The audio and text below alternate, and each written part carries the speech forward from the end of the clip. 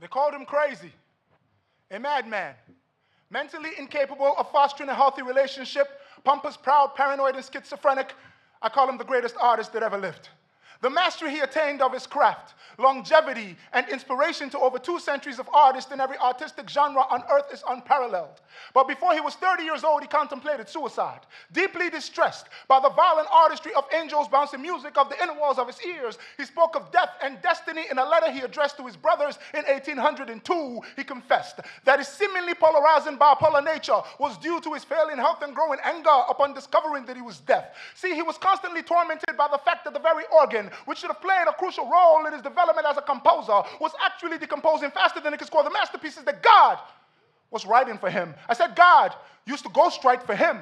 Ludwig van Beethoven could undress cosmic creation with synchronic harmony seduced by a single strain of sound. He said tones used to roar and then storm about him until he finally set them down. Now I imagine his level of creativity was something like a bad drug trip from hell. The high frequency at which he received melodies caused his auditory nerve to swell, and soon he could no longer play in public. Soon his mannerisms started to change. So they labeled him misanthropic, and his genius became estranged. He became increasingly maniacally manic, depression quickly settling in. He came face to face with his destiny, but he chose to not give in. All these beautiful demons down in heaven fell all over themselves. They fell all over themselves, trying to unravel the universe into Beethoven's lofty mind. The only problem was every time Beethoven entered the world of music inside his head, he was instead transported back to the brutal reality of his alcoholic father's violent fits. Funny, Beethoven's skull had a bad habit of crashing into his father's violent fists. Play! What do you play? When you first realize that your eardrums are starting to tear at the seams at the tender age of 26, I said, play! It's 1811. I'm in a room in the Czech Republic adapting the forte fortissimo to the 4th movement of my symphony number 7. But the silence is way too loud. God, why is it way too loud? If I'm an instrument of renown, then why is it that whenever I am played, all I can ever hear is the sound of...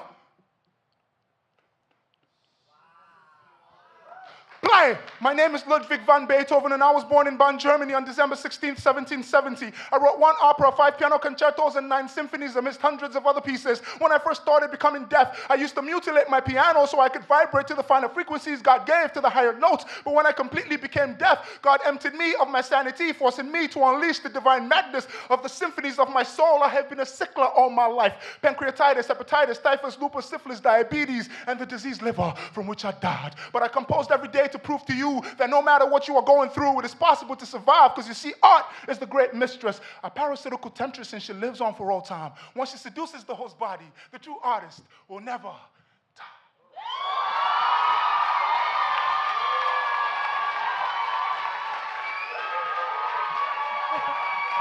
E o público vai à loucura!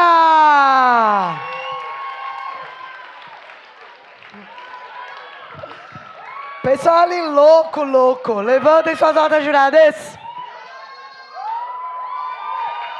Temos um 10, 10, 10, 10 e um 10.